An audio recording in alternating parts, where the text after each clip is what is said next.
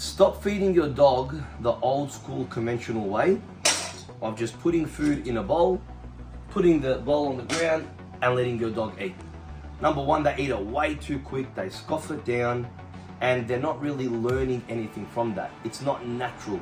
In the wild, dogs don't just get, a dead deer put in front of them. They have to go and work for the food. This is the way you need to be feeding your dogs.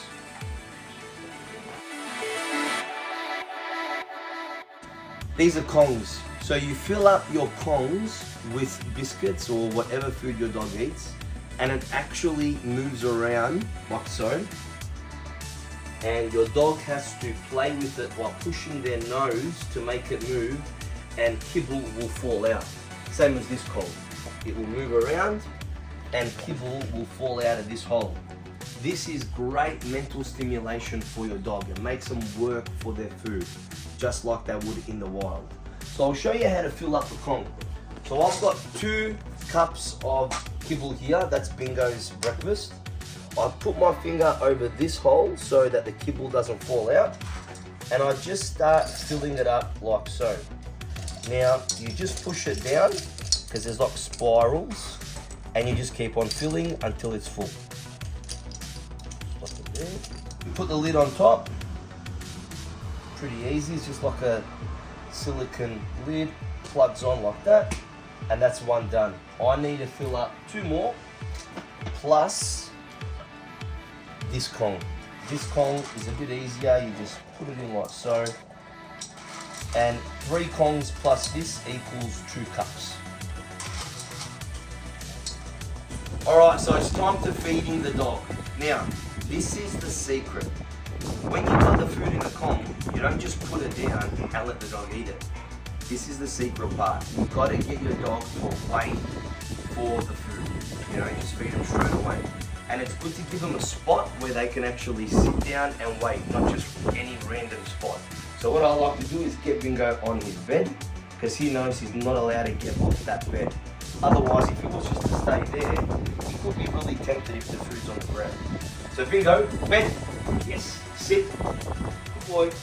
Bingo, wait, shh. Okay, now, I lay the kong. I try to lay these kongs so they don't get stuck under any furniture. It's good to lay them around different areas, make it interesting for the dog.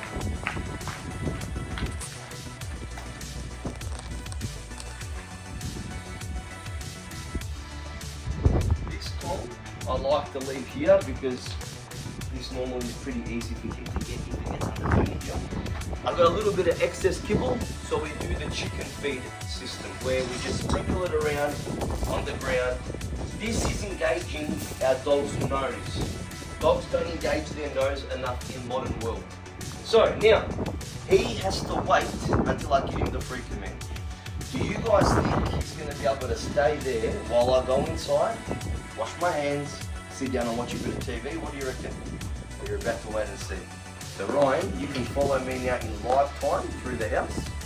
Let's see how we go. Alright, so I'm going to put this in the garage, wash my hands. Ryan, you can see Bingo's still on his bed. So putting this in the garage. Wash my hands. He's still on his bed. And this is teaching Bingo that he's got to wait for his food until me, the pack leader, says he can eat. And this is really showing your dog that you are the pack leader. Because in the wild, when the pack of dogs hunt an animal, number one, they have to work for that. They have to go and find the animal.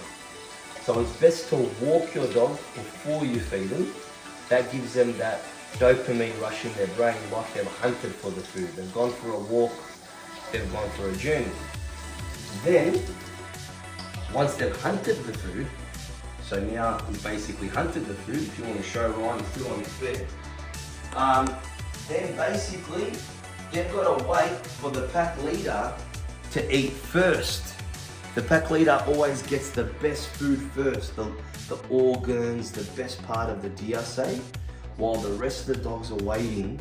And then once the pack leader finishes eating, he walks away.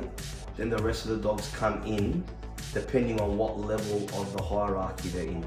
Middle of the pack will come in and start eating, back of the pack will wait. Middle of the pack are done, back of the pack come in and eat. So he's still waiting. I'm gonna sit down and watch a bit of TV. Now you can do this as long as you want. You probably won't be able to do this straight away to be able to sit down and wash your hands. You might need to get them to wait for the first week, maybe only 2 minutes for an example. The week after you might up it to 5 minutes, and then 10 minutes, and then 30 minutes. Once you get to the point where Bingo's at, I could have my meal and eat while he is waiting for his food, and then he gets to eat. Because I'm the pack leader, I eat first. But for the purposes of this video, I don't want to make it too long. How long do you reckon we've been doing this for? 2 minutes I've got. Oh, there you go, 2 minutes, see? So, obviously for the purposes of the video, we're not going to make this a 30-minute video. But if you check right, he's still on the bed, and he's laying down on the bed. Right? Yep. He's laying down, he hasn't sat up. Once I give him the free command, then he can actually go and eat. So, Bingo, okay. Now you can see, he's even thinking better twice. Yeah. Okay, there you go. Now that just shows, I'm going to get rid of these runners so they're short. That just shows you how much respect he's got that he didn't just bolt off straight away. Now I'm going to shut that door, ignore him, and he will just go now, and he will slowly start eating the kibble, eating his comps. He's not that interested at the moment because we're recording, but we will record and show you how he's eating later once we walk away.